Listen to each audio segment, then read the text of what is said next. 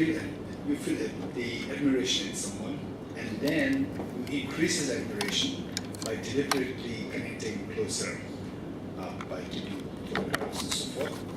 And then another one is by keeping photographs and so forth, the reverse effect also is felt. So now what we do here is that deliberately trying to invoke that, saying that I go for refuge in Buddha, Dharma and Sangha. Deliberately when you do that, and in the form of making prostrations, then you are feeling, you're making yourself connected to the three jewels more closely. So this is so important. And then because of this gesture, even in your future lifetimes, you may not be just by birth be connected to Buddhism, but somehow in the most likelihood you'll be connected to the Dharma, Buddha, Dharma, Sangha since birth time. Even if not so, later in your life, somehow you connect with people who are connected with Buddha, Dharma, and Sangha. So this is all the karmic connection that is happening to us. So that is so precious. It's so important for us to make connections with the Dharma and Sangha, Buddha, Dharma, Sangha in ways of making prostrations, showing respect and so forth. When we actually make the prostrations, there are the various versions. Say Indian version is mostly touching the feet of the Guru or touching the feet of the elders, and then then kneeling down, and then the Chinese version has kneeling down and then your hands folding upside, and the Tibetan version what we usually do. So which is correct, which is wrong, everything is correct. All are correct. Idea is it is just a gesture, it is a convention. Because it is a convention, the convention which triggers, which gives you a feeling of respect, that is what is required. So whereas you engage in this act of convention of showing respect, but deep inside, if you feel angry towards the object, or if you feel say whatever, pride or whatever, then that is not an act of the prostration. Prostration means to show respect. So any of the traditions is correct. So feel free to do the making prostrations in whichever tradition it is fine. So Chinese tradition, Tibetan tradition, Indian tradition, whichever is fine. Okay, and then as per the Tibetan tradition, and what we do is that we put our hands together, and then we touch this on 4 spots or 3 spots, up to the individual. If 4 spots, then the crown, forehead, throat, and the heart, the 4 spots. The crown is considered very important. Touching it, it is a reminder. So every time you engage in some action, your mind is triggered. Your mind is triggered to actually touch this spot, touch the forehead, touch the throat, and so forth. And then, particularly if you know the meaning, and then every time you do the gesture, what drives you to touch these positions, this thought is being constantly activated. So these thoughts, they are so important, so precious. For example, touching the crown. The crown, if you look at the Buddha there, the Buddha has the crown protrusion. So the crown protrusion is considered to be extremely important part of the Buddha's, manifesting the deeds for the sentient beings. I say many of the activities are performed from the Buddha's crown. And then the forehead. So there's the bindu there. There's a dot there. So this bindu is actually consisted of the very special hair, this curled up in the form of bindu. So this bindu, that is from where the Buddha empowers all the bodhisattvas on the 10th ground to become Buddhas. So the bindu plays a very important role. And then the throat is of all the deeds of the Buddha, that the throat, the speech, we symbolize the speech, that is the supreme of all the deeds of the Buddha. So when we touch this, it is like reminding ourselves that I should achieve the Buddha's speech. And then the heart. So where everything is happening from us, we the ordinary beings, how we become Buddha is this Buddha nature which resides, and particularly in the context of Tantra, this Buddha nature which resides in the heart, that has to be activated. And all the mental departments have to be cleansed, and the Buddha nature which exists within this heart, so that gets activated and gets manifested in the form of the full Buddhahood. So this place, heart, is a very important spot where we should constantly be reminded of activating the Buddha nature. So we touch the 4 spots, like with the 2 hands palm together, same at the crown, then forehead, throat, and heart. So this is one version. Another version is touching the 3 spots. 3 spots is the body, speech, and mind. For the body, speech, mind, usually say 1, and then the directly throat, speech, and the heart, which symbolizes the mind. And some people do the forehead for the body, and then speech and mind. So that's up to the individual. So this is one thing. Then when you make prostrations, so this is all according to the Tibetan tradition. You press your 2 hands together and then touch all these spots. And then when you lie down, what we do is that the 2 palms, the 2 knees, and the forehead, all these 4 should touch the ground. All the 4 should touch the ground. So that is the one very standard, the convention of making prostration from the Tibetan tradition point of view, and even from the Chinese point of view. We touch these 4 parts and the head, 5. And the additional thing is that you put your palms up. So all are correct. 1. And then making prostrations.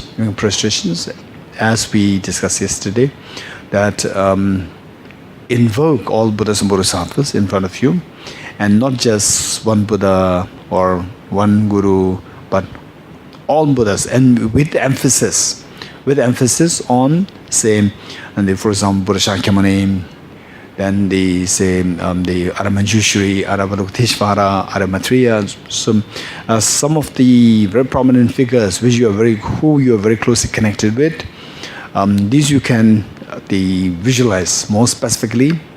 With the Buddha Shakyamuni must be the center there, and then His Holiness. Most of us, somehow we are going to be today, somehow we see that we have His Holiness the Dalai Lama, and most of us are connected with him. And then those who have not received teachings from His Holiness, it is very good that somehow you take up time and see how to connect yourself with His Holiness the Dalai Lama. So this is one thing. Okay. And then when we make prostrations, instead of in the text there's a mention that you should visualize emanating yourself thousands of times, infinite number of times, and then making prostration, infinite bodies, make prostration, so forth.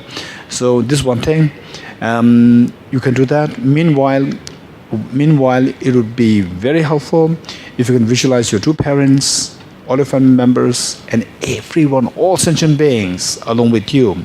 So this helps us to activate a bodhicitta. So yourself making prostration, manifesting 1,000 times is very good, but it is for your increasing the intensity of faith and respect by multiplying yourself. And then you can do that. Meanwhile, if you can also include all sentient beings with you, that will not only increase your intensity of the respect and connection with the Buddhism, the Bodhisattvas, but your bodhicitta is also literally activated by including all sentient beings, and particularly the difficult people. You could include them, because if you can have the love and affection towards the difficult people, then you have already conquered the world by your compassion. So therefore, difficult people, they're exceptionally kind towards you.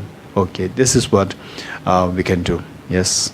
Okay, and then later on, say as there are classes on the emptiness and bodhicitta once they are done, and then once in a while you can also think about emptiness. Even this making prostration is also into objective existence. They are all illusion-like. Within this domain of the illusion-like, I'm making prostration, I'm defunctioning, the whole world is operating. This is how we can visualize later on.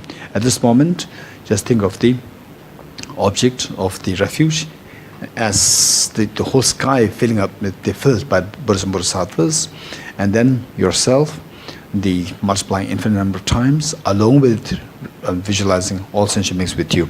Okay, so that's for like 7 minutes.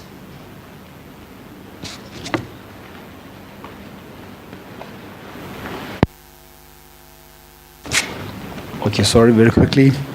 When making prostrations, so here is fine. Here the carpet is very good. Okay, but if you want to use the extra cushion to protect your knees, feel free to do so. Otherwise, so here actually it's very good, and then you can make both prostrations: short form, long form. Short form, full length. Full length is where you lie completely. You lie down completely, and the short form is very much like the Tibetans have also the short form, and what the Chinese do is Chinese tradition is also short form. So you can do both ways. Then whereas at times for retreats or for say the places where you do some practice, whatever, the floor may not be carpeted. Where the floor is not carpeted, where the floor is very hard, make sure that your knees are protected. Otherwise, particularly some of the young ones, they don't care about the knees, and they just make prostrations like this. And then as you grow older, then your knees will be affected. Once your knees is affected, it's a terrible problem. So make sure that. And then some of the people, oh, it is a more purification if you do it with no protection for the knees. It's more purification. So without purification, you may be able to do 100, and then full stop. Then you cannot make prostrations at all in the future. So be very careful to make sure that your knees are well protected. Here is fine. Here is fine. But for those people who have knee problems, you want to use extra cushions, feel free to use so. What I'm saying is, generally speaking, make sure that when making prostrations, you protect your knees. Okay? Yep.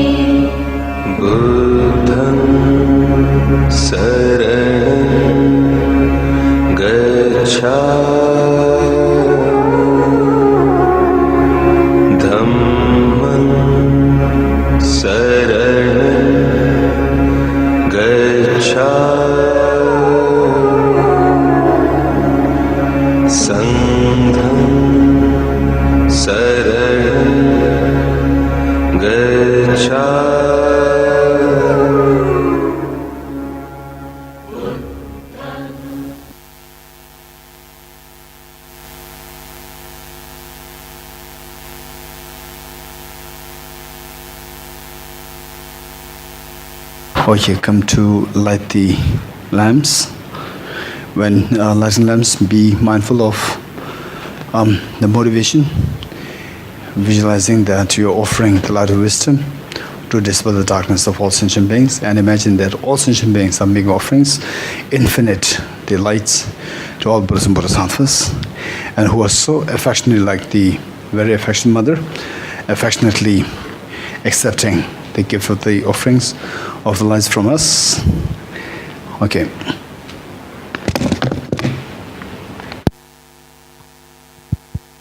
With folded hands, I beseech the Buddha of all directions to shine the lamp of Dharma for all the bewildered in misery's gloom. With folded hands, I beseech the Buddha of all directions to shine the lamp of Dharma for all bewildered in misery's gloom. With folded hands, I beseech the Buddhas of all directions to shine the lamp of Dharma for all bewildered in misery's gloom. With folded hands, I beseech the Buddha of all directions to shine the lamp of Dharma for all bewildered in misery's gloom. With folded hands, I beseech the Buddhas of all directions to shine the lamp of Dharma for all bewildered in misery's gloom. With folded hands, I beseech the Buddha of all directions to shine the lamp of Dharma for all bewildered in misery's gloom. With folded hands, I beseech the Buddha of all directions to shine the lamp of Dharma for all bewildered in misery's gloom. With folded hands, I beseech the Buddha of all directions to shine the lamp of Dharma for all the bewildered in misery's gloom. With folded hands, I beseech the Buddha of all directions to shine the lamp of Dharma for all bewildered in misery's gloom. With folded hands, I beseech the Buddhas of all directions to shine the lamp of Dharma for all bewildered in misery's gloom. With folded hands, I beseech the Buddha of all directions to shine the lamp of Dharma for all misery. With folded hands, I beseech the Buddhas of all directions to shine the lamp of Dharma for all bewildered in misery's gloom. With folded hands, I beseech the Buddhas of all directions to shine the lamp of Dharma for all bewildered in misery's gloom. With folded hands, I beseech the Buddhas of all directions to shine the lamp of Dharma for all bewildered in misery's gloom. With folded hands, I beseech the Buddhas of all directions to shine the lamp of Dharma for all bewildered in misery's gloom. With folded hands, I beseech the Buddhas of all directions to shine the lamp of Dharma for all bewildered in misery's gloom.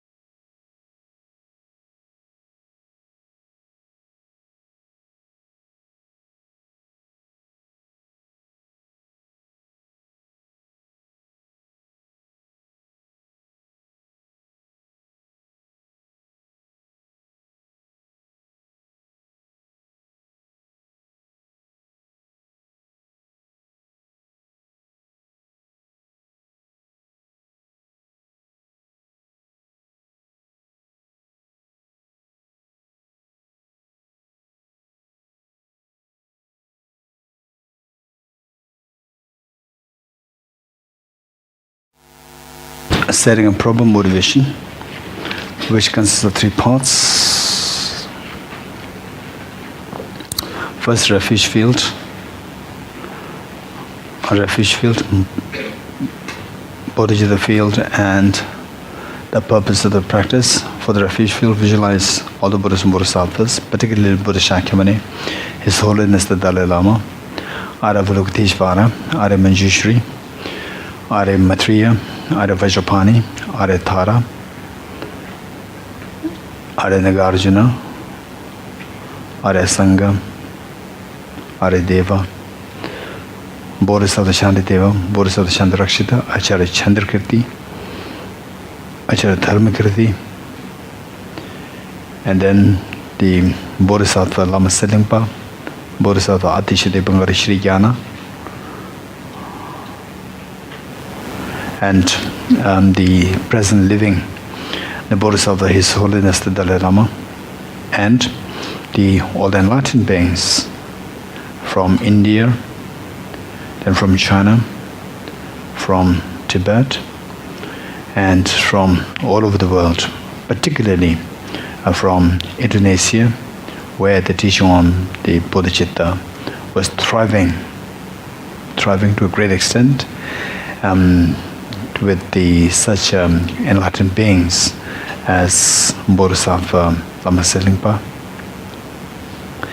And how you visualize them, they are like your very affectionate parents, and you come home demoralized, being bullied by elder children from the school, and your parents are waiting there to embrace you with full love, affection, attention, and so forth.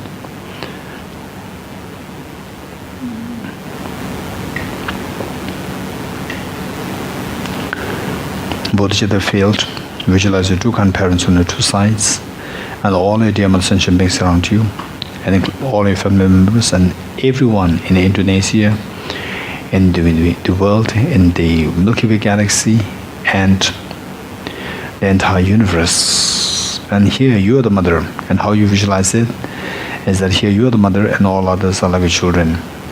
And should you have any difficulty with your parents or your family members, whatever, they are like your children now.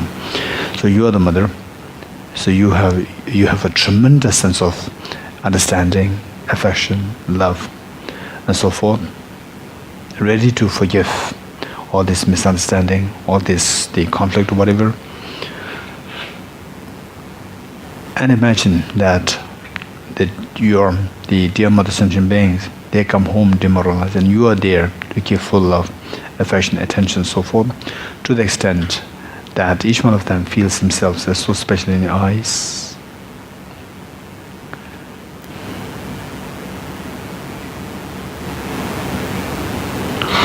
Number 3, the purpose of this practice. Purpose of this practice is to unravel, to let manifest the ultimate treasure of happiness, the Buddha nature within us. So which is temporarily obscured, like the gold mixed with soil, which is temporarily obscured by the soil-like metal defilements. And to eradicate, to cleanse this Buddha nature of the soil-like defilements, we need to identify what the defilements are. We need to apply the respective remedies.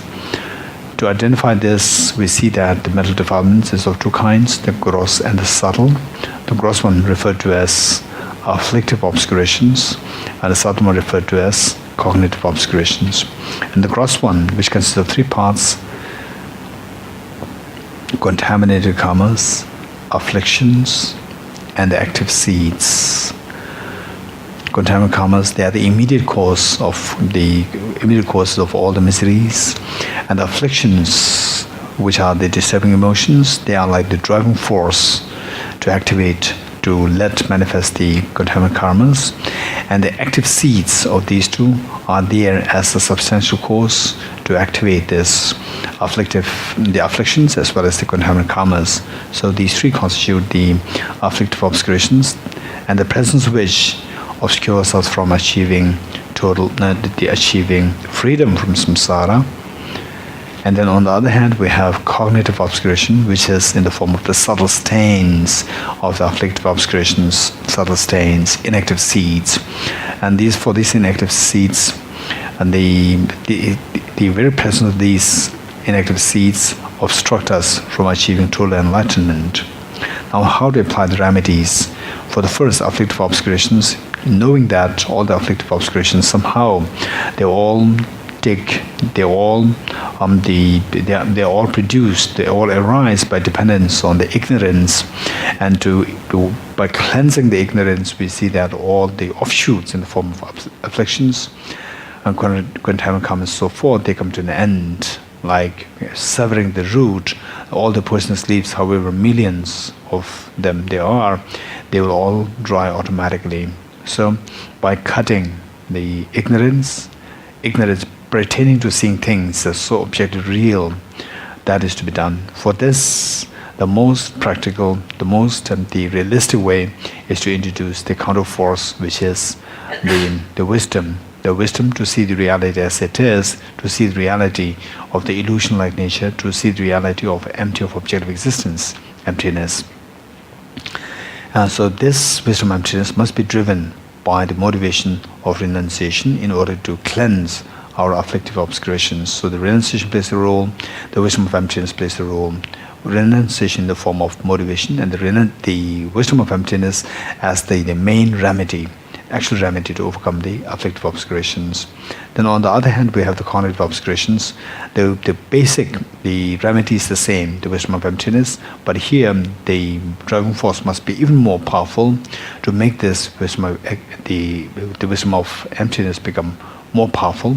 So that is by adding bodhicitta to the motivation of renunciation. So renunciation and bodhicitta combined together, when employed to activate the wisdom of emptiness, then this wisdom of emptiness gains the power to cut even the subtle stains.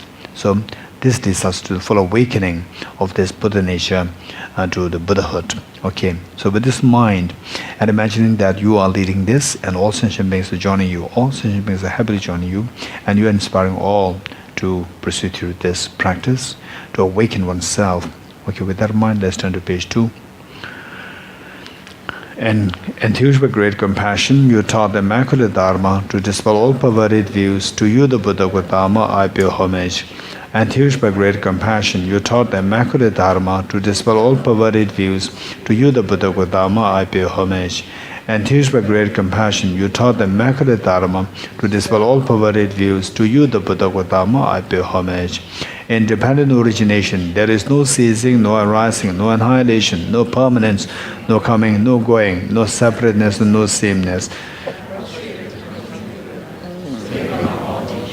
The one who taught this peace, which is free of elaborations.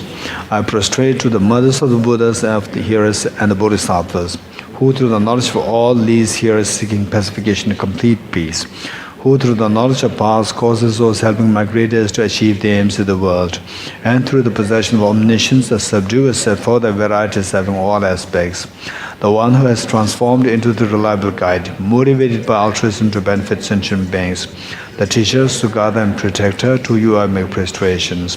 The one who has eliminated the web of conceptualizations and is endowed with the divine bodies of the vast and the profound, who eternally shines forth the forever noble light rays, to you, the Buddha, I make prostrations. Page 7.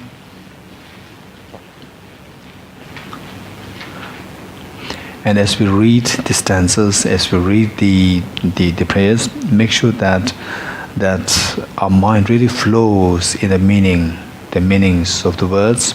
Oftentimes, while we have a tremendous faith, respect, and so forth, but our habitual tendencies drive us to read them just at the surface, and then we get a feeling that, oh, now we have done the practice. So just see how to make the most of our being together by reading it as much as possible. Try to reflect on the meanings. So by doing so, you see that so much of your energy is consumed. By reflecting on the meanings, so much energy you could feel energy consumed. It may make you a little tired. It doesn't matter. So that is the real productivity, real benefit happening when we reflect on the meanings. It's a little tiring also in the end. Okay, and then if you make it a habit, then we see slowly it becomes your habit, and then the tiredness will disappear, while still having the benefit of progressing, transforming your mind in a very exponentially. Okay, from the bottom.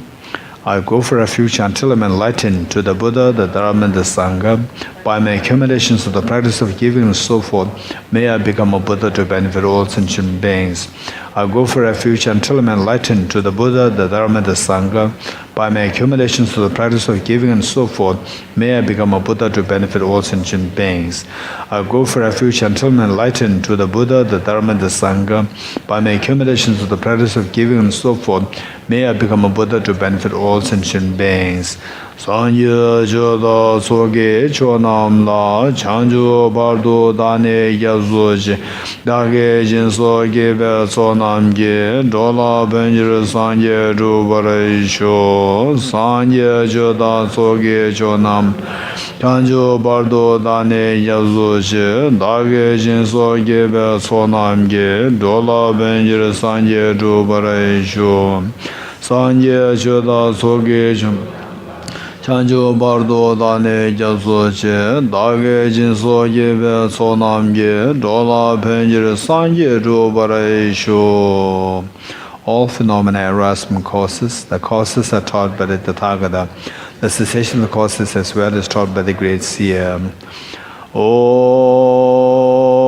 ye dharma hetu prabhava Hetum Desham Tathagato Hyavatat Desham Chayo Nirodha Evam Bhati Mahashramanaya Swaha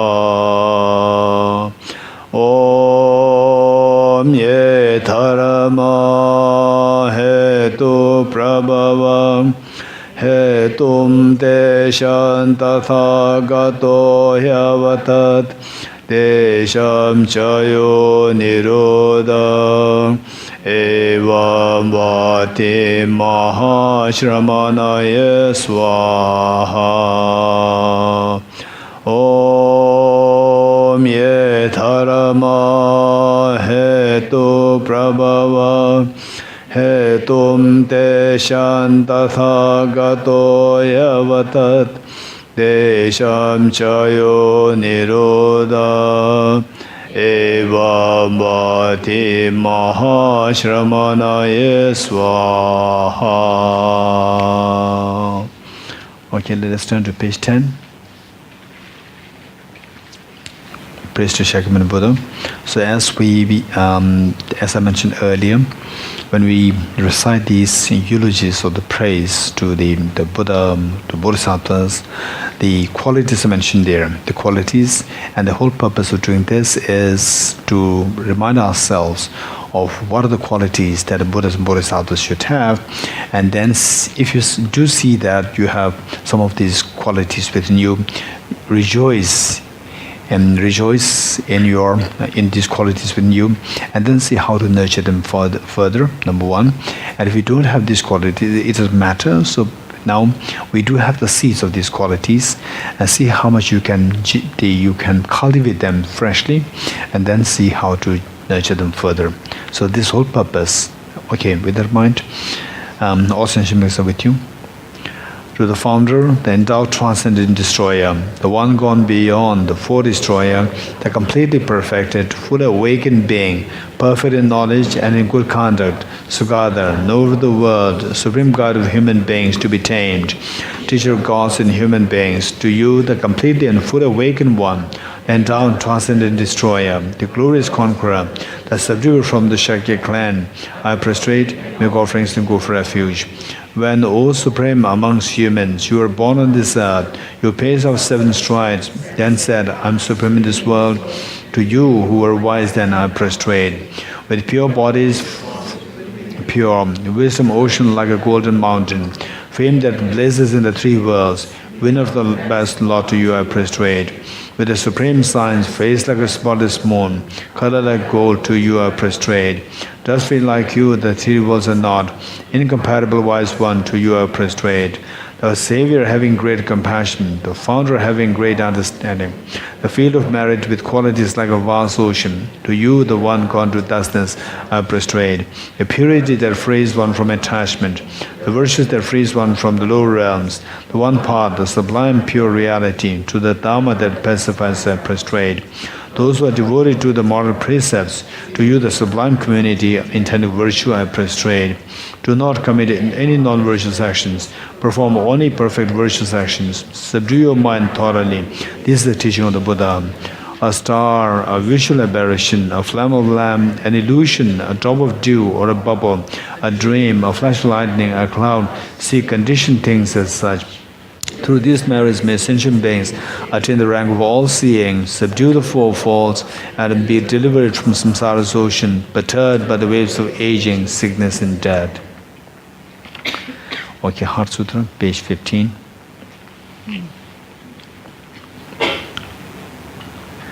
Heart Sutra, very quickly.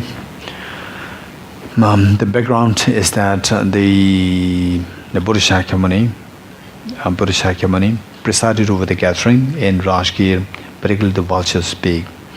And some of the legends have it that the Bodhisattvas from the various world systems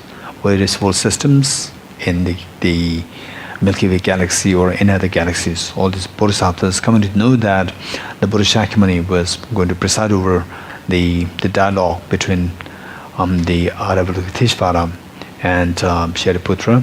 Then these Bodhisattvas from the different world systems, they started to come to this planet Earth by manifesting themselves in the form of vultures. And then this hill from distance was seen as well, like it was stacked with vultures. In actuality, they were all Bodhisattvas. It is for this reason that this hill came to be known as Vulture's Peak. This is one of the legends.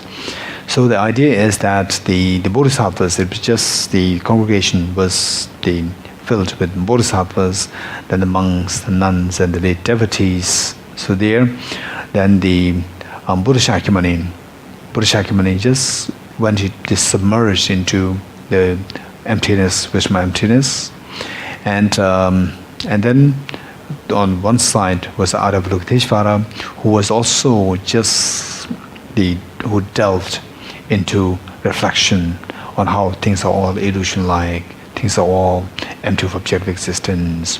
And then while the Buddha Shakyamuni submerged in this, the meditation, the equipoise on emptiness, then because the Buddhas, when one becomes Buddha, we get access to the two truths simultaneously. You can be submerged into emptiness non-dualistically. Simultaneously, you get access to the conventional reality. So, while the Buddha Shakyamuni was submerged into this experience of the very profound experience of emptiness, simultaneously, the Buddha Shakyamuni blessed the Shariputra to ask questions to Avalokiteshvara. So, the teachings of the Buddha, there are three kinds: teachings of the Buddha. The teachings of the Buddha. One is the direct teachings of the Buddha, verbally taught by Buddha Shakyamuni.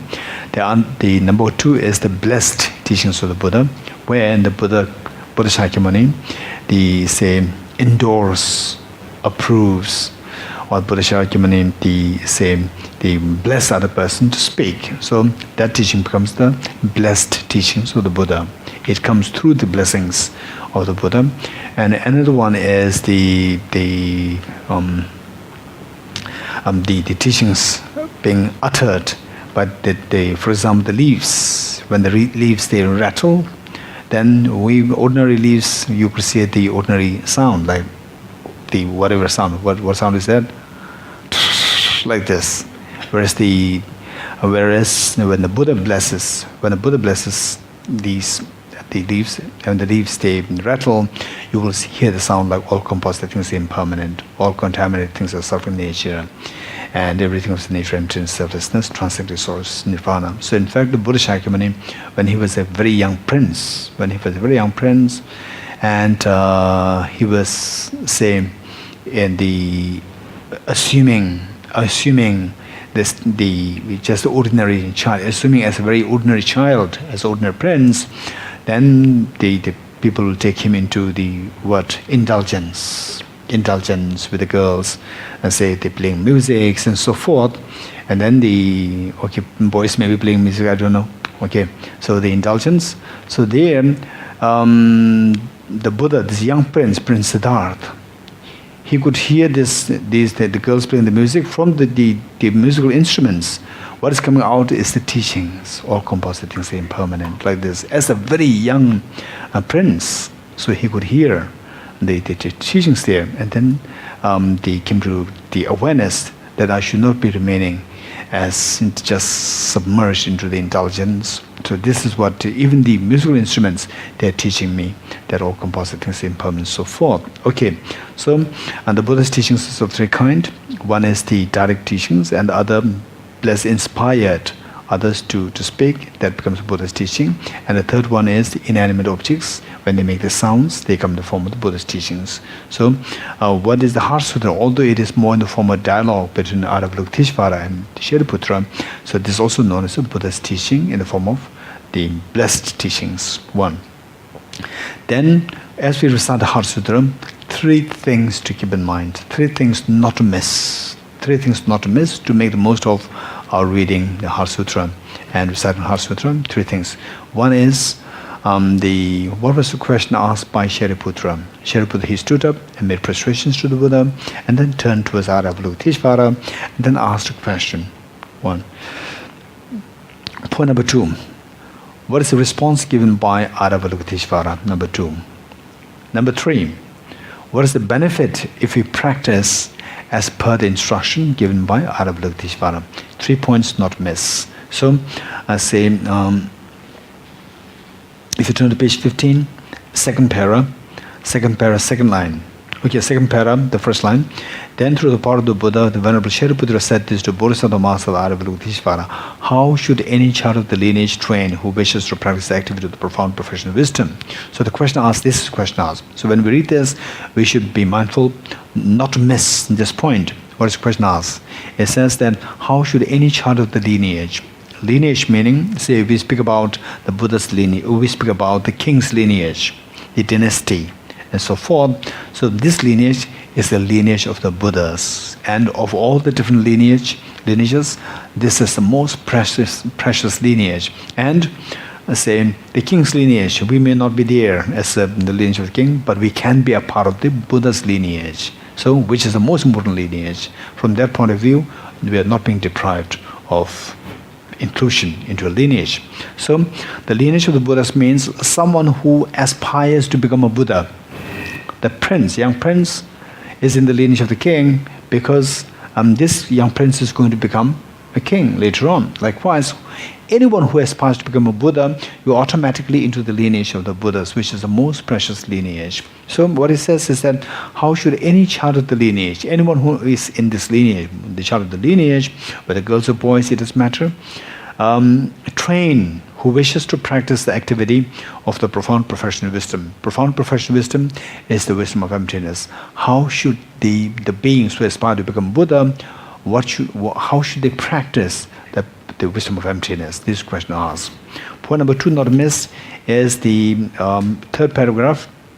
He said that, and the Bodhisattva Mahasava Avalokiteshvara said this to the Venerable Shariputra. Any son of the lineage or daughter of the lineage who wishes to practice the activity of the profound professional wisdom should look upon it like this. And then Avalokiteshvara, when he do detailed explanation, how to see everything as like dream, starting from how to see yourself as dream.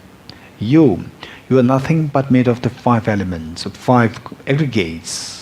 So none of the 5 aggregates is you.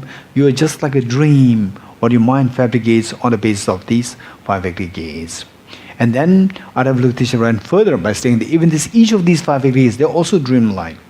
And then when you explain the Four Noble Truths as also dreamlike, which we practice, the true truths on the basis of which we feel, we cultivate a sense of realization, and the next 2 truths, we feel a sense of, achieving those states, the truth of the cessation suffering, and the truth of partly to the cessation. And then when we explain the detail, the account of the 12 links of dependent origination, how 12 links of dependent origination, on the basis of which we are being trapped in samsara, even these are also dreamlike. And then when we explain how our interaction with the world, that the 6 objects with which we interact, and the 6 subjects which we have, which make us to interact with the 6 objects of the world, and then the 6 senses, the medium through which we interact with the world. 6 objects, 6 subjects, and 6 mediums. Just total 6 into 3 is 18 elements. How the 18 elements are all like dream. So Avalokiteshvara went into detail to explain how everything, not even this, everything, including the tiniest of the atoms, to be dreamlike, nothing existing objectively. So this is the response given by Avalokiteshvara. Third point not to miss is, what is the third point? What benefit we'll get if we practice, now if we see the world as dreamlike, if we see the dream, if we see the world as empty of objective existence, what is the benefit? So here, turn to page 16, but the last paragraph, page 16. This is the benefit. Shariputra, therefore, because there is no attainment, bodhisattvas rely on and dwell in the professional wisdom and mind without obscuration, thus without fear. Having completely passed beyond error, there is the end point of nirvana. All the Buddhas who dwell in the 3 times also manifest a complete awakened to unsurpassable, perfect, complete enlightenment in reliance on the perfection of wisdom. This is the benefit. So the benefit, to make it to put it simply, it says that, what we don't like is the miseries, and miseries, they create fear in us. So with seeing emptiness, seeing this ultimate reality, then all our fears will dissolve. All our fears will dissolve. The fear of death, the fear of sickness, aging, the fear of, having to come to samsara over and over again. All these fears will drop, and then you will achieve the perfect enlightenment. And further added that this wisdom of emptiness, this is the gateway. This is the only gateway through which all the Buddhas of the past, present, future traversed towards enlightenment. So this is the benefit. So therefore, the wisdom of emptiness, experience of emptiness, this is so precious, so precious. So in our life, do not underestimate yourself. Don't underestimate yourself. Make sure that you must get some glimpse of emptiness in this life. This you must try. This is so important. This is so important. And at times, when you go to some people, they may say that, oh, so what is emptiness? I like to learn. They may say, oh, emptiness. The Geshes, they study for 20, 30 years. It's not for us. It's so difficult. Right? People will say like this. Don't trust these people. Right? In fact, you should inspire them. You should inspire these people. Right? Right? Whether Geshe, whether not Geshe, everyone has to be liberated from samsara. Not only the Geshes, they will be liberated, and others there's no chance. That's not true. Everybody can be liberated. Everybody has to be liberated. Right? Has to be liberated. If you meet with someone who dissuades you by saying, oh, this is so difficult, this is what only the Geshes, many years of studies, we cannot do it. This is not true. Then if you meet such people, then the next time just try to meet with other people, other who can inspire you. Other who can inspire you, go there. And then you try to get a glimpse of this, and then those people who say it's so difficult, you go there and try to convert him. Right? To convert him, not to say this, at least to be positive. So this is so important. So make sure that in this life, you must get a glimpse of emptiness. And the emptiness, and oftentimes people have a misunderstanding that it's so difficult. That is not so true. In fact, there is one great teacher by the name Tehor Kyupen Rinpoche. What he said that, of course, we need to have a little bit of accumulation merit. If you have a little bit of accumulation merit, and then if you train yourself in this, to sharpen your mind, to train in this teaching on emptiness, then he said that experience of emptiness is not as difficult. This is what he very clearly said. He passed away in around like 1970s. He is such a brilliant scholar and a great saint. He was, after completing all the studies and being one of the greatest of the debaters, logicians, and finally ended up in the retreat, solitary retreat, long-term retreat, and has been revered by so many people. Okay, so he said that. So with that in mind, let's recite the Heart Sutra. 3 points not to miss. 1, what is the question asked by Shariputra? Number 2, what is the answer response given by Avalokiteshvara? Number 3, what is the benefit if we practice the wisdom of emptiness as indicated by Avalokiteshvara? Okay. I prostrate to the irretrievable gem. Thus did I hear at one time that Bhagavan was dwelling on the mass of Vultures mountain, Rajgriha, together with a great community of monks and a great community of bodhisattvas. At that time, the Bhagavan was absorbed in the concentration on the categories of phenomena called profound illumination. Also at that time, the Bodhisattva Mahasattva Avalokiteshvara looked upon the very practice of the profound illumination of wisdom and beheld those 5 aggregates also as empty of inherent nature. Then through the power of the Buddha, the Venerable Shariputra said this to the Bodhisattva Mahasattva Avalokiteshvara: how should any child of the lineage train who wishes to practice the activity of the profound perfection of wisdom?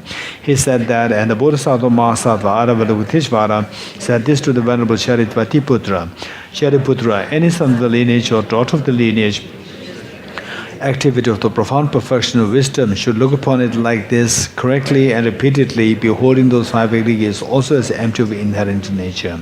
Form is empty, emptiness is form. Emptiness is not other than form, form is also not other than emptiness. In the same way, feeling, discrimination, composition factors, and consciousness are empty. Shariputra, likewise, all phenomena are empty, without characteristic, unproduced, unceased, stainless, not without stain, not deficient, not fulfilled. Shariputra, therefore, in emptiness there is no form, no feeling, no discrimination, no composition factors, no consciousness, no eye, no ear, no nose, no tongue, no body, no mind, no visual form, no sound, no odor, no taste, no object of touch, and no phenomenon. There is no I element. and no mental consciousness element. There is no ignorance, no extinction of ignorance, and so on, up to and including no aging and death, and no extinction of aging and death.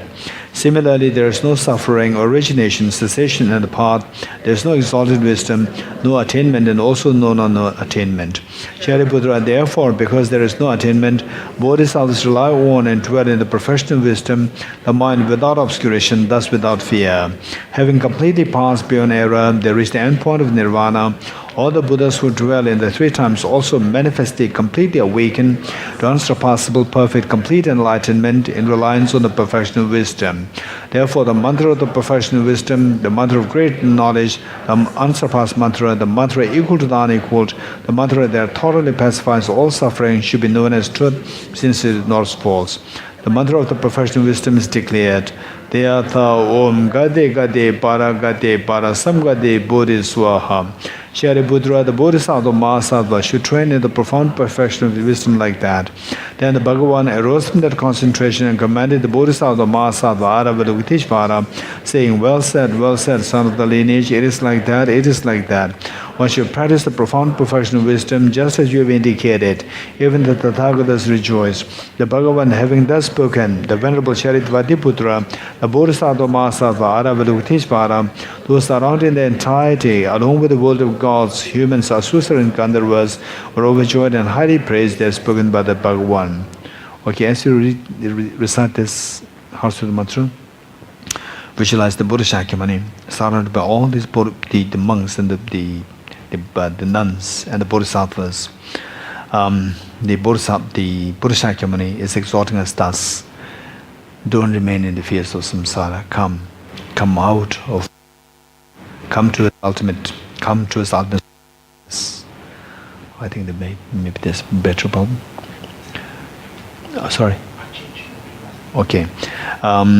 So with this, then you hearing this melodious voice of the Buddha Shakyamuni, you inspire all your two grandparents and all your family members and all dear sentient beings, informing them that look, this is what a compassionate teacher Buddha Shakyamuni is inspiring us to come out, not to remain in the fears of samsara, in tears, in anxiety, in stress, in tension, depression, so forth. Let us all go towards enlightenment as indicated by our very compassionate teacher Buddha Shakyamuni. And then all the other sentient beings hearing this very inspirational the talk from you, then they are inspired, they all happily join you and in this recitation. And in the process, later on, after learning a little bit about how everything is dreamlike, then as we recite this, you can think about the empty nature of all phenomena. And you can think about the illusion-like nature of all phenomena. And then on that basis, try to gain conviction that that's very true. That as I experienced this, I could see that my mind, physiologically, I could feel that my mind is gaining stability, my mind is gaining serenity, tranquility, and so forth. This is how my mind is cleansed. So the cleanse of the mind takes place, and the cleanse of the mind, this is the meaning of the gade, go beyond, go utterly beyond, and establish enlightenment, go utterly beyond towards the purity, the cleansing. So this is how we should recite the mantra. Okay, 7 times together. Tiyatha Om Gati Paragati Parasamgati Bodhi Swaha Tiyatha Om Gati Paragati Parasamgati Bodhi Swaha Tiyatha Om Gati Paragati Parasamgati Bodhi Swaha Tiyatha Om Gati Paragati Parasamgati Bodhisvaha Tyatha Om Gati Gati Paragati Parasamgati Bodhisvaha Tyatha Om Gati Gati Paragati Parasamgati Bodhisvaha Tyatha Om Gati Gati Paragati Parasamgati Bodhisvaha.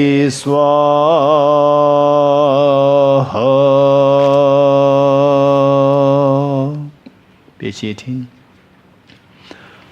By the teachings of the three supreme jewels possessing the power of truth, may inner and outer hindrances be transformed, may they be dispelled, may they be non-existent, may they be pacified, may all negative forces opposed to the Dharma be completely pacified, may the host of 80,000 obstacles be pacified from problems and conditions harmful to the Dharma, may all enjoyments be in accord with the Dharma, may auspiciousness and perfect happiness pervade this place now.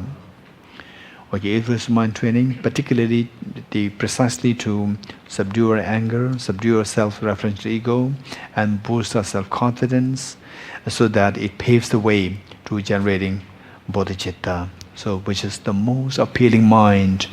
If we really want to feel the pleasantness, if we really want to feel the joy, tremendous, very subtle joy there, the very pure joy, so it is the Bodhicitta, practice of Bodhicitta.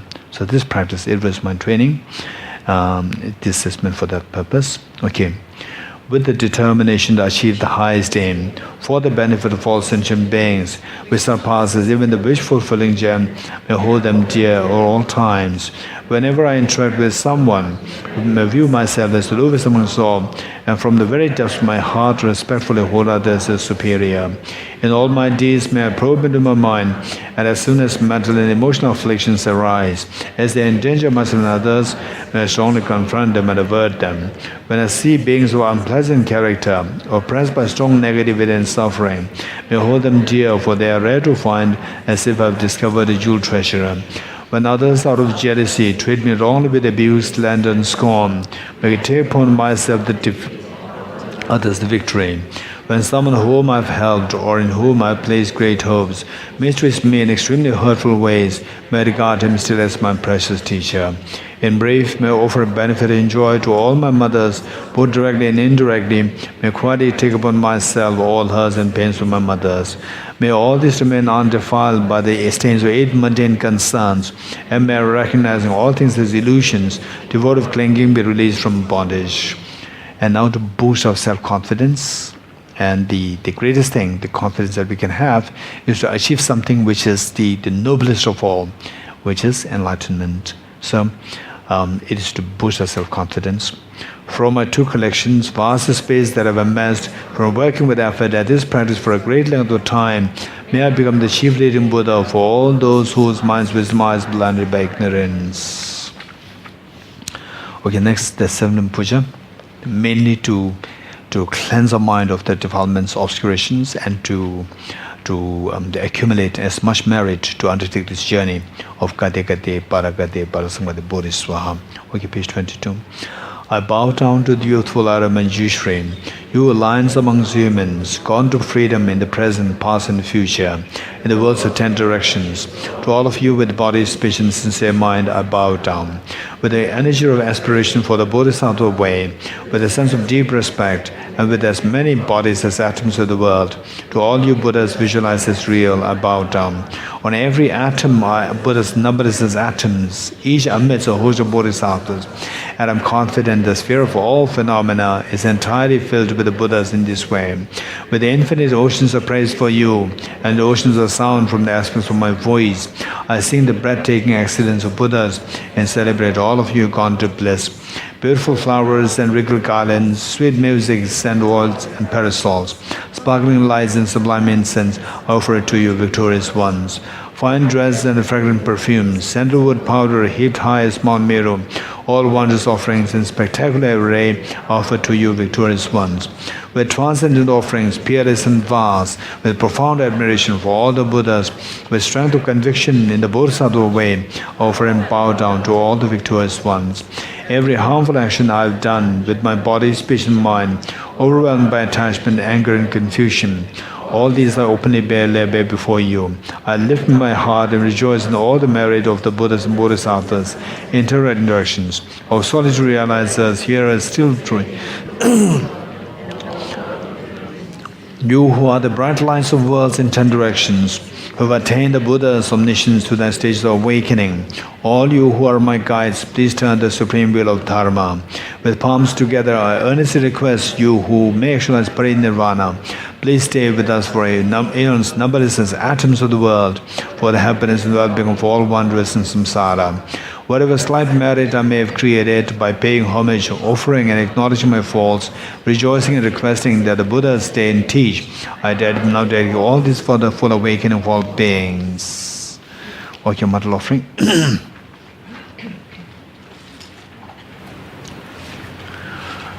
First we'll say the English, and then go back to the Tibetan, and then the two requests. This ground, anointed with perfume, strewn with flowers, adorned with Mount Meru, the 4 continents, the sun and the moon. I imagine this as a Buddha filled and offer it. May all sentient beings enjoy this pure land. O Sajibe Ge Jo She Mendo Tam Re Lien She Nyen De Gyambo De San Ye Shen Do Me De De Wa Yin Do Gun Nam Da Shen Lai Ju Barai Shu.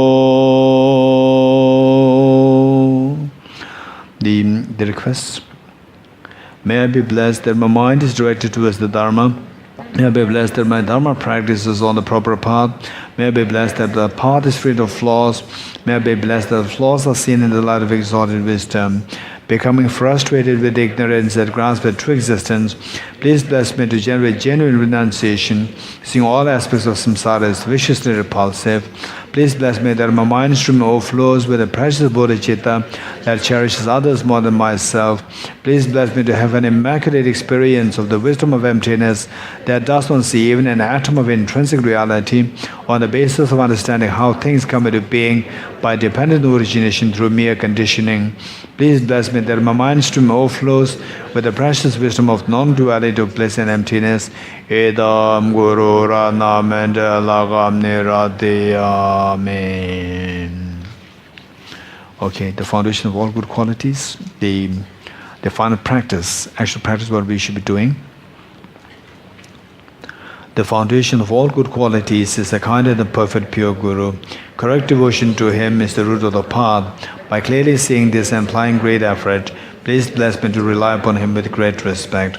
Understanding that the precious freedom of this rebirth is found only once, is greatly meaningful and is difficult to find again. Please bless me to generate the mind that unceasingly day and night takes its essence. This life is as impermanent as a water bubble. Remember how quickly it decays and death comes. After death, just like a shadow follows the body, the results of virtuous and non-virtuous karma follow. Finding firm and definite conviction in this, please bless me always to be careful to abandon even the slightest negativity and accomplish all virtuous deeds. Samsaric splendors are unsatisfying and unreliable. Seeking them is the door to all suffering. Recognizing these shortcomings, Please bless me to generate a strong wish for the bliss of liberation. Led by this pure thought, mindfulness, alertness, and great caution arise. The root of the teachings is keeping the Pratimoksha vows. Please bless me to accomplish this essential practice. Just as I have fallen into the sea of samsara, so have all mother migratory beings. Please bless me to see this, train in Supreme Bodhicitta, and bear the responsibility of freeing migratory beings. Even if I develop Bodhicitta, but I don't practice the three types of morality, I will not achieve enlightenment. With my clear recognition of this, please bless me to practice the Bodhisattva vow with great energy. Once I pacify distraction to wrong objects and correctly analyze the meaning of reality, the unified path of karma abiding and special insight. Having become a pure vessel by training in the general path, please bless me and enter the holy gateway of the fortunate ones, the Supreme Vajra vehicle. At that time, the basis of accomplishing the two attainments is keeping pure vows and samaya. As I become firmly convinced of this, please bless me to protect these vows and pledges like my life. Then, having realized the importance of the two stages, essence Vajrayana, by practicing with great energy, never giving up the fourth sessions, please bless me to realize the teachings of the Holy Guru. Like that, may the Gurus who show the noble path and the spiritual friends who practice it have long lives, please bless me to pacify completely all outer and inner hindrances. In all my lives, never separated from the perfect Gurus, may enjoy the magnificent Dharma by completing this. May will attain the state of Vajradhara. Okay, so next is generating the mind of concept yoga. Thamje Ninjoga Simkyeva. This is the essence. This is the final essence of all what we did thus far. And as part of this, we have the shamatha practice, renunciation practice, bodhicitta, wisdom, emptiness, okay, the form.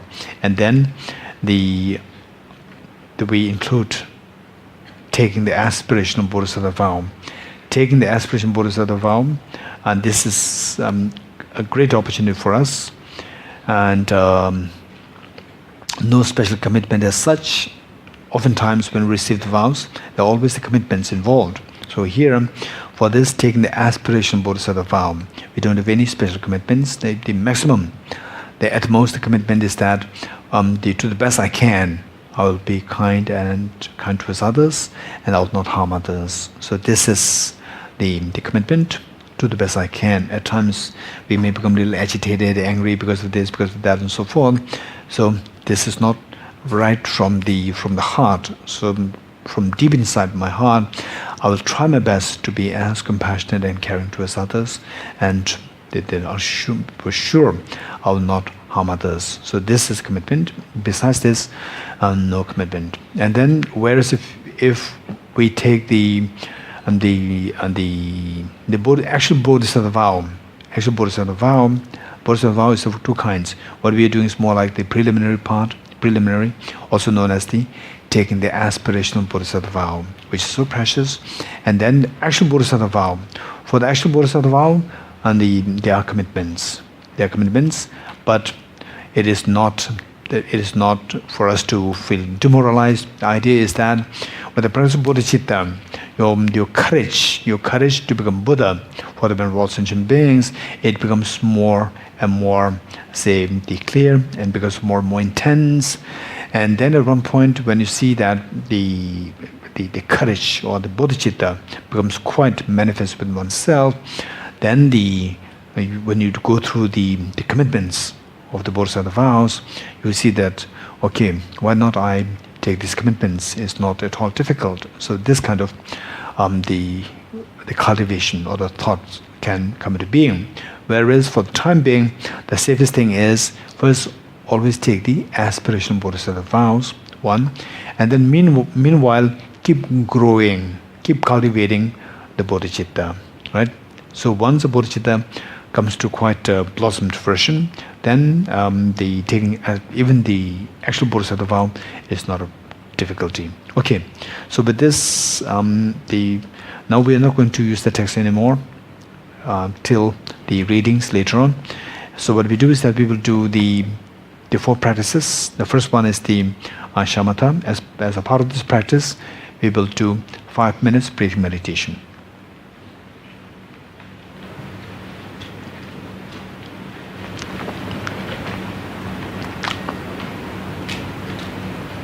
Okay. For this breath meditation, very quickly.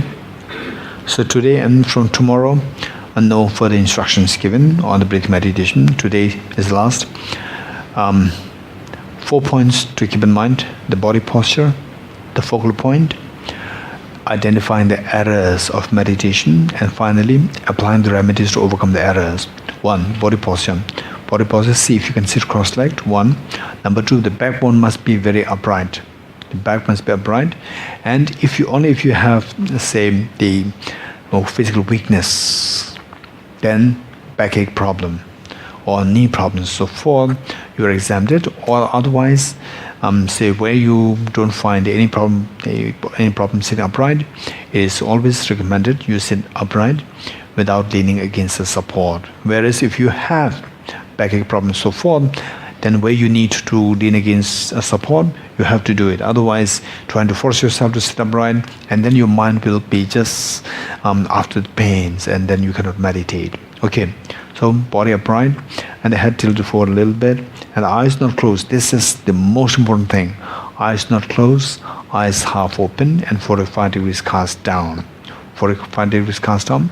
There are various versions. At one point, and the eyes are just directly gazing right in front of you rather than cast down 45 degrees. There are so many versions, but for the time being, we do this. Then later on, as you become more expert in meditation, there are so many versions there. So eyes 45 degrees cast down, half open, and the tip of the tongue touching the upper palate to avoid excessive accumulation of saliva in the mouth, and the lips and the teeth, keep them in their natural course. Breathe naturally. Don't force on your breath. Don't force your breath. Don't control your breath. Let the breath flow naturally. And your right hand on your left hand, and the tips of two thumbs joining, forming a triangle, and place the two hands on your laps in a restful state. This is the body posture. Number 2, focal point. Focal point, two things happening simultaneously. Visualize a tiny drop, a white drop, 1 mm or 2 mm in diameter between your nose and upper lip. So this is where you're going to first focus on this drop. While focusing your mind there, multitasking. Count your breath. Breathe in, breathe out. Cycle 1. Breathe in, breathe out. Cycle 2. And see in 5 minutes how many breaths. Okay, later on when you go back home, you can do like, say, just 21 cycles. 21 cycles is about like a little over 1 minute, 1.5 minutes. And so the quality has to be emphasized. Whereas in group, the benefit is that because of the group, psychologically, you maintain the alertness. Whereas by yourself, you are free. So psychologically, you feel more relaxed. You feel more lax. And there's a tendency not to have the quality. Whereas here in group, 5 minutes is fine. Whereas at home, if you do 5 minutes, you will see that you are more lax, and the quality is totally missing there. Okay, so at home, do like 21 times, 21 cycles, and keep a few seconds gap. Again 21 cycles, keep a few seconds gap. Again 21 cycles. Do like 3 times in the morning, 3 times in the evening. Okay, this is what we do at home. And then after about like, say 3 weeks, 1 month or 2 months, if you see that you gain the stability of the meditation, then you can prolong it for 5 minutes in one stretch. 5 minutes. And then if you are able to gain the quality, maintain quality for 5 minutes, then you can prolong to like 10 minutes, 15 minutes, like this. Okay, so here we're going to do for 5 minutes. And this is the focal point. Number 3 is identifying the errors of meditation. That is so important. If you don't identify the errors of meditation, and if you continue to be under the sway of the 2 errors, then there's no point in meditating. So here, our medicine becomes poison. Right? Meditation is meant to help us, and now the meditation is actually harming to cultivate meditation. So with meditation, emphasize on the quality. Initially, don't emphasize on the quantity. Emphasize on the quality, which means the session should be shorter, but more initially. Later on, sessions can be longer and less in number. right? This is the so why the sessions should be shorter initially is because we should in order to maintain the quality. As beginners, there is a tendency for us to be under the sway of mental laxity and mental excitement. So for this, we should make sure that point number 3 is kept in mind, identifying the errors of meditation, laxity, and introspection. The excitement. Excitement is when your mind gets scattered here and there. Laxity is when your mind feels heavy, lethargic, and inserviceable. Now, when you do find that your mind is distracted or in excitement or in a lax state, then you have to go for number 4. Number 4 is applying the remedies to overcome the 2 errors. So the remedy is twofold: introspection and mindfulness. Introspection is like keeping an eye on your own mind once in a while, and just check if your mind is still meditating or it's already distracted or in a lax state. Right? If you do find that your mind is excited, scattered, or in a lax state, then the job of the introspection is done. The next is the job of the mindfulness, that should bring the mind back to the intended object of meditation, which is between nose and upper lip. Okay, this is what we're going to do for 5 minutes. Ready?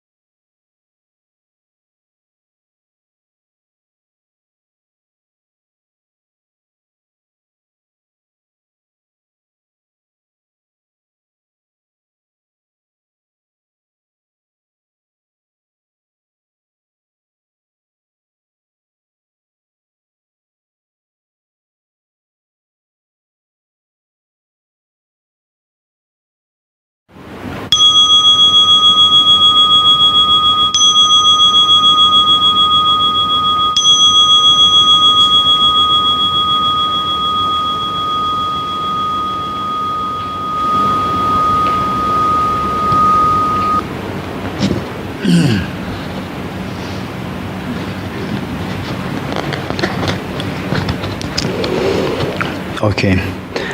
So ideally we should be doing the renunciation, but for the renunciation part, what we do is we include the 4 seals. The 4 seals, in fact, the first session for today at 9 o'clock is going to be on the 4 seals. So we will leave it at that point, and from tomorrow morning we will do the 4 seals as part of the renunciation practice. And last night, during the group discussion, there was a very good discussion about the renunciation. So these we will discuss during the actual class. And the next is the Bodhicitta. As a part of the Bodhicitta practice, what we do is we will do the 4 immeasurables. Okay, 4 immeasurables practice. And at home, in your own place, in your own respective places, for the Bodhicitta practice, it is good to include one of the 2 methods which we're going to learn. The 2 methods, 7-fold cause effect method and the method of equalizing and exchanging self others. The 2 methods, depending on your time, availability of your time. So in my case, somehow I always do the 2 together. 2 together meaning the first the 7-fold and the equalizing exchanging. In most cases, this is the sequence. 7-fold and the equalizing and exchanging method, and sometimes, once in a while, equalizing and exchanging method first, followed by the 7-fold thing. And then when I'm really very busy, no really time, then I may do, say, the equalizing and exchanging method. And then sometimes the other one is more powerful, depending on the situation, your personal situation. Okay, so what I would suggest is that if one is really very busy, then in your job, you practice one of the 2 methods. For example, say 7-fold method today, then tomorrow you do the other one. You alternate between the 2 methods. And whereas when you are totally free, then you can do both. For example, say you are on weekends and then that day you are totally free, then you can do the the both methods, one of the other. And I learned that, okay, then they say you have your weekends, and sometimes if you have, say, the 2 weekends plus Monday plus a Friday holiday, 2 weekends plus Monday holiday, 3 days together, then it would be good if you can sit for your personal retreat, 3-day retreat, short retreat. They're also very good. So there, what you can do is that, I said, at home, if it is fine, or if there is, say, you can go to some other place not too far away where you don't have to travel much. Some other place, they say a shift in the place is also sometimes is very conducive for your practice. Shift in the place. Okay, so or you can do it at your home. That's also fine, right?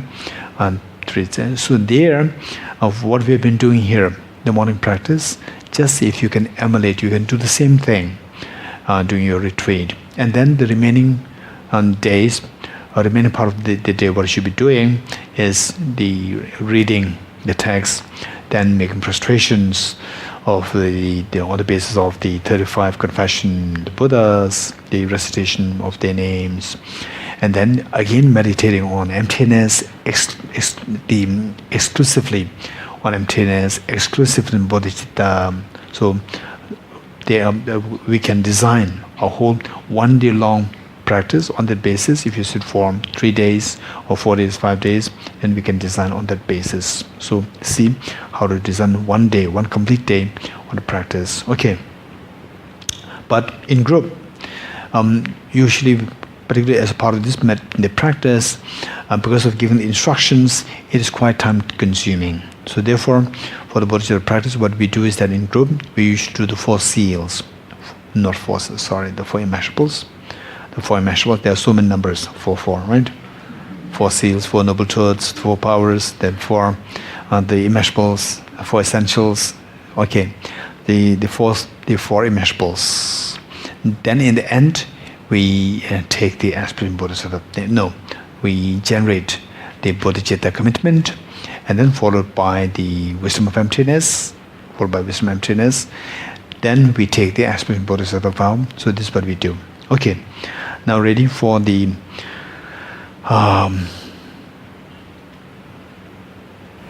okay, the four immeasurables. Ready?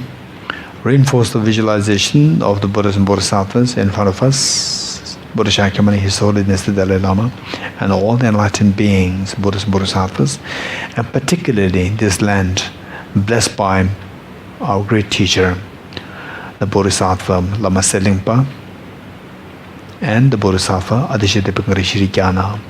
So visualize two of them. And then how you visualize them, they are very affectionate parents of yours. They are ever ready to embrace you with full love, affection, attention, no matter what happens to you. They are always there to take care of you. The more you are able to make it a living experience, the more the refuge sense is strengthened. Bodhicitta field, we reinforce your visualization of your two kind parents on your two sides. All your family members around you. And everyone in Indonesia, everyone in Singapore, or in your own country, everyone in the entire universe, everyone is with you.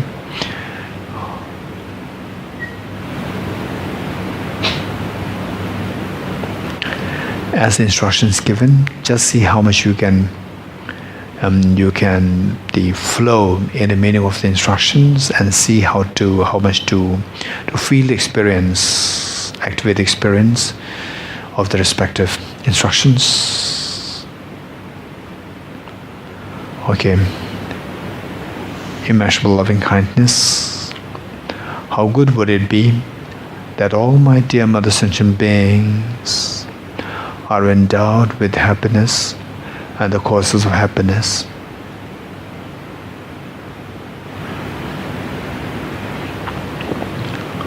May all my dear Mother Sentient beings be endowed with happiness and the causes of happiness.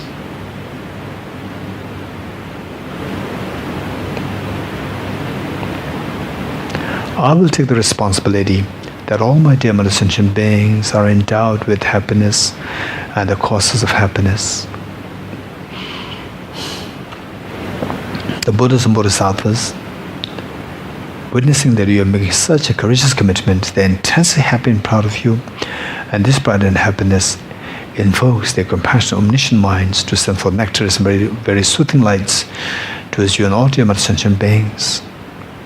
The mere touch of the lights and the nectars with the bodies beings yours instills in all happiness and the cause of happiness in the minds of sentient beings and yourself.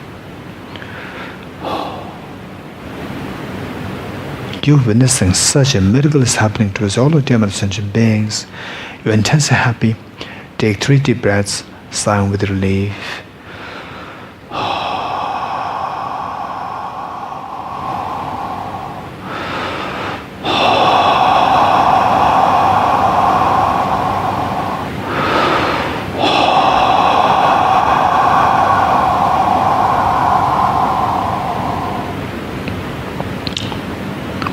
Next, immeasurable compassion. How good would it be that all my dear Mother Sentient beings are freed from suffering and the causes of suffering.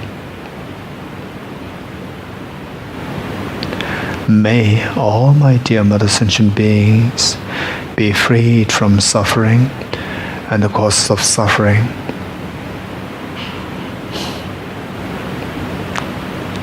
I will take the responsibility that all my dear Mother Sentient beings are freed from suffering and the causes of suffering.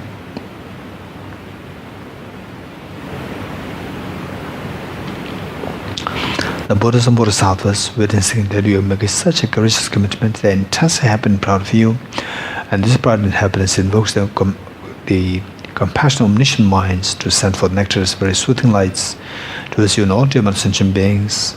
The mere touch of the lights and the nectars with the bodies beings yours washes away all the miseries and the cause of miseries from the minds of sentient beings in yourself.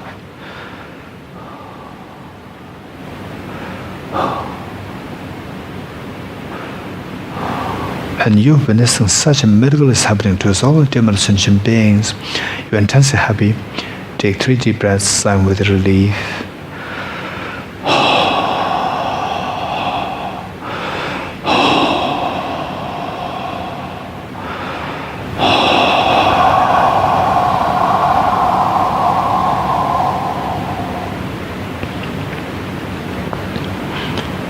Next, immeasurable joy.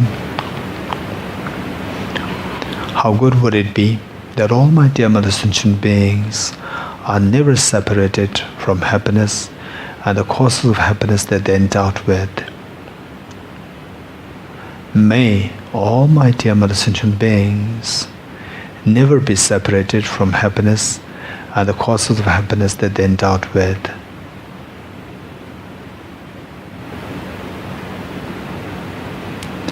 I will take the responsibility that all my dear mother sentient beings are never separated from happiness and the causes of happiness that they endowed with.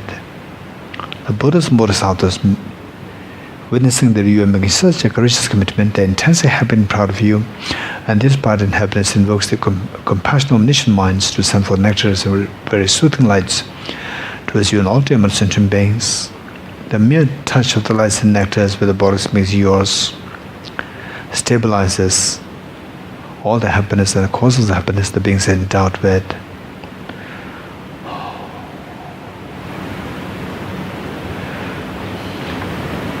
You, witnessing that such a miracle is happening to us, all the dear mother sentient beings, you are intensely happy. Take 3 deep breaths, sigh with relief.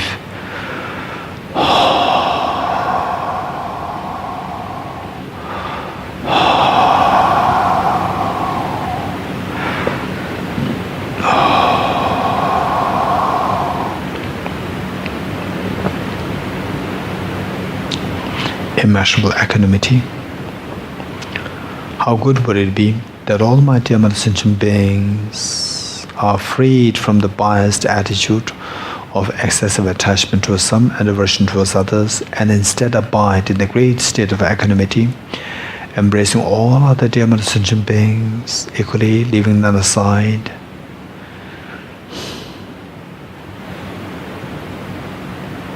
May all my dear mother sentient beings be freed from the biased attitude of excessive attachment towards some and aversion towards others. I will take the responsibility that all my dear mother sentient beings are freed from the biased attitude of excessive attachment towards some and aversion towards others. The Buddhas and Bodhisattvas, witnessing that you are making such a courageous commitment, like a mother for the first time hearing her eldest daughter, eldest son making commitment to the mother. Mother, please take rest. I'll take care of all my siblings. I'm already grown up. I'll take care of all my siblings. You have done everything for us for all these many years. And mother, in disbelief,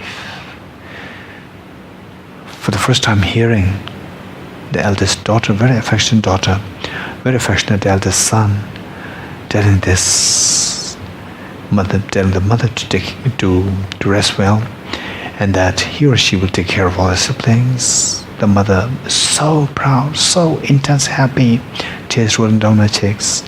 This is exactly what is happening to all Buddhas and Bodhisattvas, seeing that you are making such a courageous commitment, they are intensely happy and proud of you.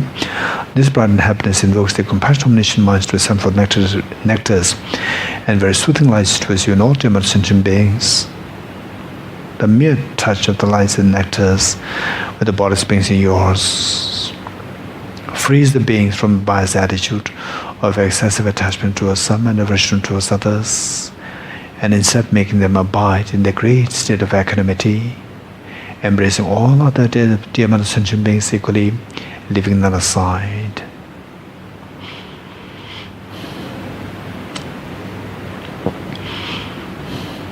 You witnessing such a miracle is happening to us, all the dear mother sentient beings. You're intensely happy. Take 3 deep breaths, sigh with relief.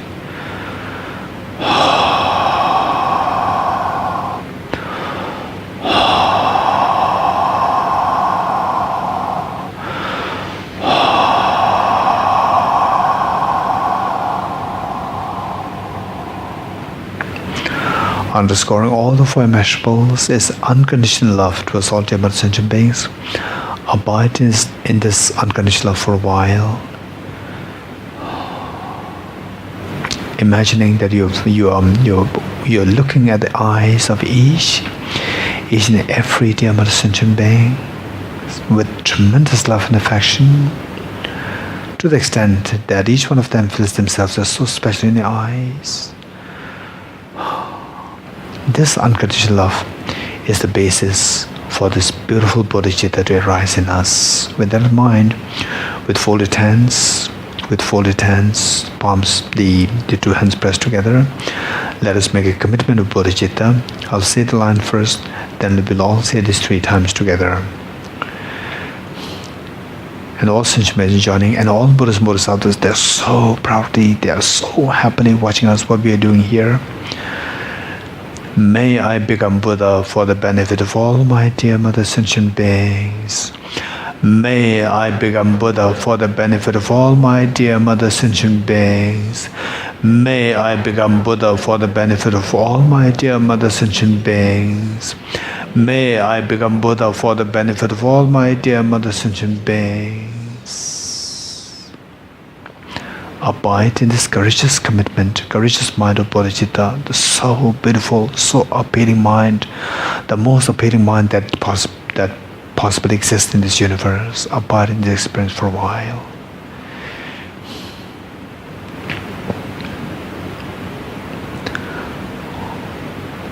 Okay, slowly transform this beautiful mind of Bodhicitta. Although superficial, it doesn't matter. It is only through this cultivation, initially starting with this superficial cultivation,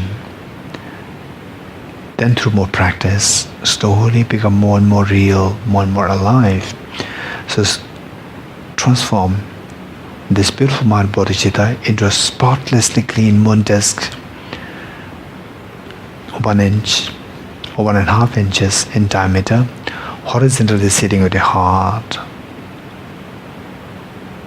And let us pray that we are never separated from this beautiful mind of Bodhicitta, which embraces all dear mother sentient beings equally with tremendous love, affection, and so forth, where we don't find any enemies anymore. Everyone is your very affectionate child, very affectionate mothers.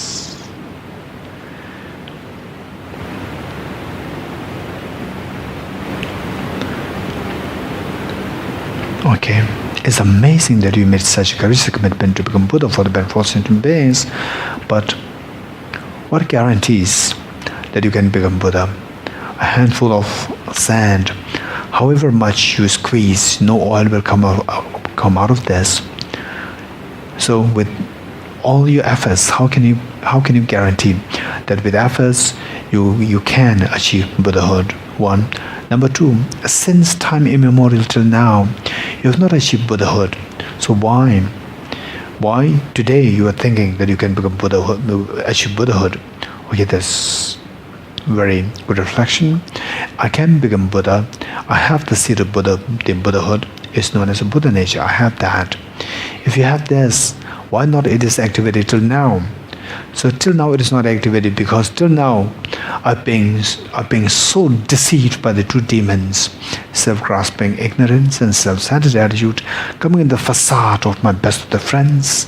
And today I'm disillusioned by these two demons. I'm no more going to be their friends. They're going to be my demons. I'll put all my efforts to exterminate these two demons from my heart. How are we going to exterminate the two demons? So the two demons, somehow they grounded on this self-grasping ignorance, the distortion of the reality, and the subtle stains manifested in the form of self-centered attitude. So with the help of the wisdom of emptiness, that I will exterminate these two demons. How? Okay, think of yourself. What are you doing? I'm meditating. And this self, this person who you think is meditating, how does this person appear to you? Objectively, not like a dream so solidly out there, or like a dream, this is just coming from my mind, of the two ways, of course it exists from the object. It's not like a dream, it's solidly there. This is known as self-grasping ignorance. And the subtle stain of this perception gives rise to the self-centered attitude. But how can I say that this perception is distorted? This perception is self-grasping ignorance. This perception is the non-valid. How can I know this? Okay, very quickly. Remember what I think Arjuna said. If the mirage were to be water, why not those close by the mirage see water? If the mirage were to be water, why not those close by the mirage see water? In a like manner, if this person were to exist objectively, why not I see this person as I go closer to his object? Okay, now let us go closer to his object to see if this person meditating still exists. If it is not, if going closer to his object, if it disappears, which means out of the two choices, from the object and from the subject, like a movie being projected by projector from the opposite of the screen, we come to know that the movie is not coming from the screen. Although we are watching the movie on the screen, but through prudent analysis, we come to know that this movie is actually coming from the projector behind you, just at the opposite side of the screen. It's not coming from the screen. Although it appears on the screen, it is not coming from the screen, it's coming from the projector. Likewise, this person which you think you are meditating, this person, let's see whether he or she exists from the object or from the projector, like the mind. And if it does exist from the screen like the object, it should be becoming more and more visible as we go closer to the object. Okay, now let us go closer to this object. By going closer towards yourself, we see the very thin layer of the skin. Of course, this is not me. Remove those things which are not you. Then behind the skin is the fatty tissues. That is also not me. Remove that. Behind that, the muscles, the cartilages, and the flesh is also not me. Remove them. Behind that, the bones, the skeleton, the blood vessels, the bone marrows. None of these is me. Remove them. Now I see that, and the heart, the lungs, the gallbladder, the spleen, the liver, the intestine, the kidneys, none of these is me. Remove them. These constitute the solid part, also referred to as the element of the earth. Element of earth is not me. Now the element of water, the blood which is pumped in and out by the heart to the different parts of the body, that is also not 100%, that is not me. The blood does not have a gender, whereas I'm a male, I'm a female. So remove that element of the element of the water, remove that. Now what is left? Element of fire, the body heat. Of course the body heat is not me. People from distance cannot see my body heat, whereas they can see me. So the body heat is not me. Remove them. The element of fire. Next, the element of air, the air which I breathe in and out. Even that is also not me. Air does not have a gender. Remove that. Now the element of space. Our body is made of now almost like 99% space. Our body is made of millions and trillions of atoms. The atoms, the space between the electrons and the nucleus, the space is so massive as compared to the size of the electrons and protons. So essentially, we are vacuum in nature. So even this space is also not me, because I'm a solid person, whereas a vacuum is the absence of the solidity. If this element space is also not me, remove that. What is left now? Nothing is left except for the mind. The mind is also the mind or the consciousness. Even that is also not me. I'm a male, I'm a female. The mind does not have a gender. Gender is posited on the basis of the body. So I'm not this mind also. Remove this element of the consciousness or the element of the mind. Remove that. What is left now? Nothing is left there. Nothing is left there. So where is this person meditating? Nothing is left there. Nothing. This person disappears. Okay.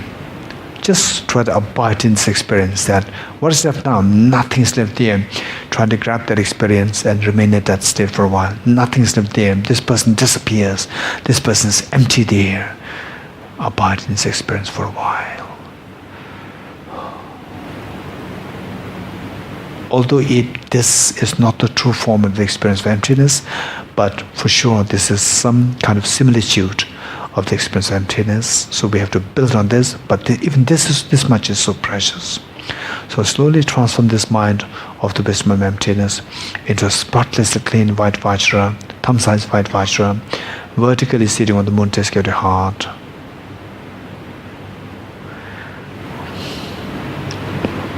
Okay, now the moon disk symbolizes the conventional Bodhicitta, which wishes to become Buddha for the benefit of all sentient beings. And this is the ultimate remedy to overcome this self-centered attitude. And the Vajra symbolizing the wisdom of emptiness, or the ultimate Bodhicitta, the wisdom of emptiness, which sees that nothing is there from the object, it's all coming from the mere perception of the mind. From the object side, it's all empty. So this is the final remedy to overcome this self-grasping ignorance and all its offshoots. So with these two, it's guaranteed that the true demons within us are going to be exterminated fully. The conventional Bodhicitta, symbolized by the moon, will exterminate the demon of self-grasping, self-centered attitude, and the Vajra symbolizing the ultimate Bodhicitta, which is the final remedy to overcome this self-grasping ignorance. Amazing! I'm very fortunate today that since time immemorial till now, so this practice, this precious practice, never occurred to my mind. For the first time I'm doing this, I'm so blessed, I'm so fortunate that this is happening. Of course, what about your very affectionate parents? What about your parents and all dear mother sentient beings? That's very true. They should also have this Vajra moon with this tremendous love and affection towards all dear mother sentient beings. This love and affection, the intensity, the intense the practice, the compassion that you feel towards all dear mother sentient beings, this intensity of the love towards all beings activate the Vajra moon that you have at your heart to multiply infinite number of times. She once said of the Vajra moon, with your mother at her heart, one said with your father at his heart, one said with each one of her family members, one with each one of the staff here in this resort.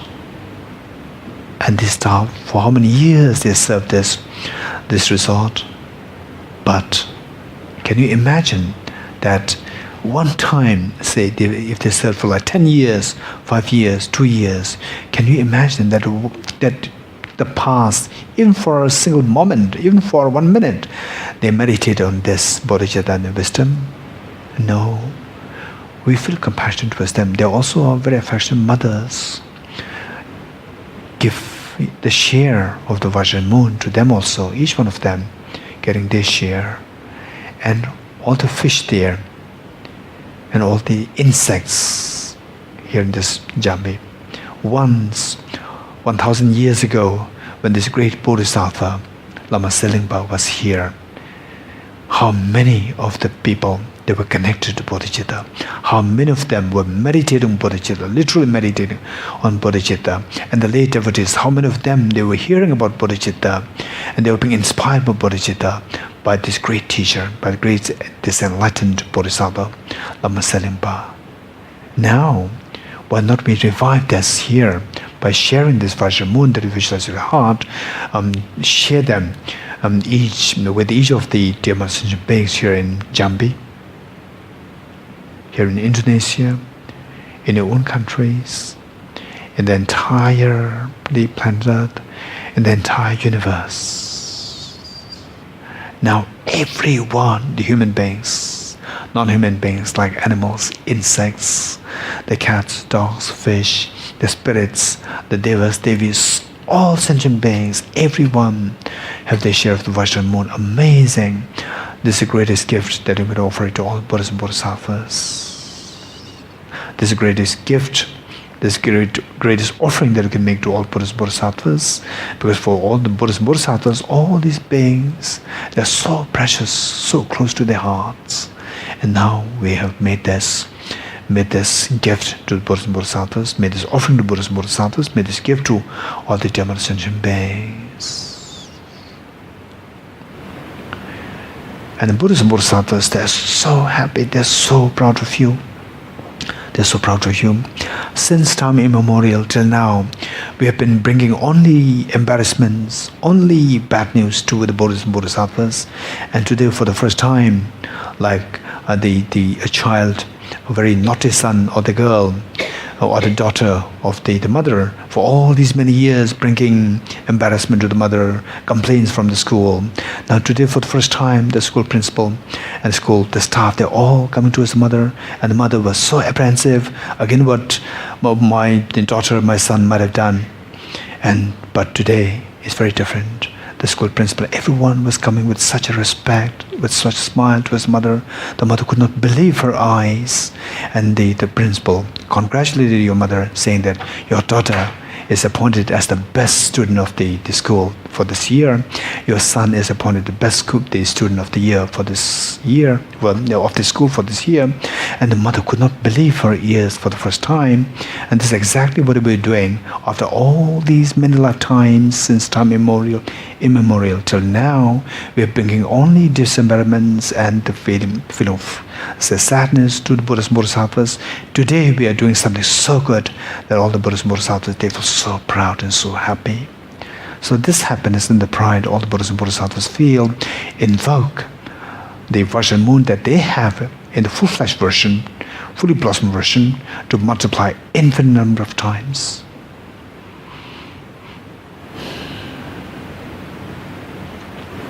In mirages like rain shower, they descend. The replicas, they descend to merge with the one that you visualize at your heart. Merge, become non-dual, and stabilized, thus blessed. Likewise, the same thing happening in mirages. All the replicas of Vajra and moon from all the Buddhas and Bodhisattvas descend to merge with the one that you visualize at the heart of your mother, at the heart of your father, every one of your family members, and everyone in Jambi, everyone in Indonesia, everyone in the entire world, everyone in the entire universe.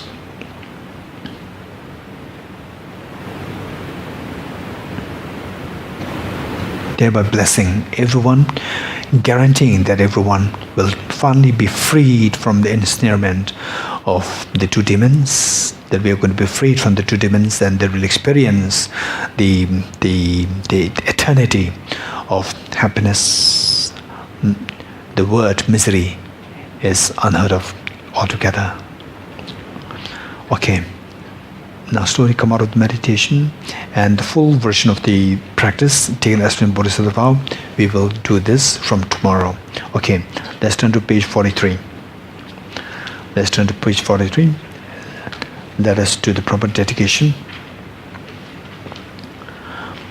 Okay, let us dedicate the merits thus gathered. No doubt we have accumulated enormous merit by this gesture of cultivating the bodhicitta and cultivating wisdom and emptiness.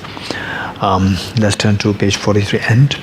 I dedicate the merits thus gathered towards the realization that these and the prayers of the Buddhas and Bodhisattvas of the 3 times, and to the upholding of the doctrine of scripture and insight. May I in all lives, through the force of this merit, never separate from the 4 wheels of the Mahayana vehicle, and accomplish all the stages of the path, renunciation, bodhicitta, perfect beyond the 2 stages. From my 2 collections, vast space that I've amassed from working with effort at this practice for a great length of time, may I become the chief leading Buddha for all those whose minds wisdom is blinded by ignorance.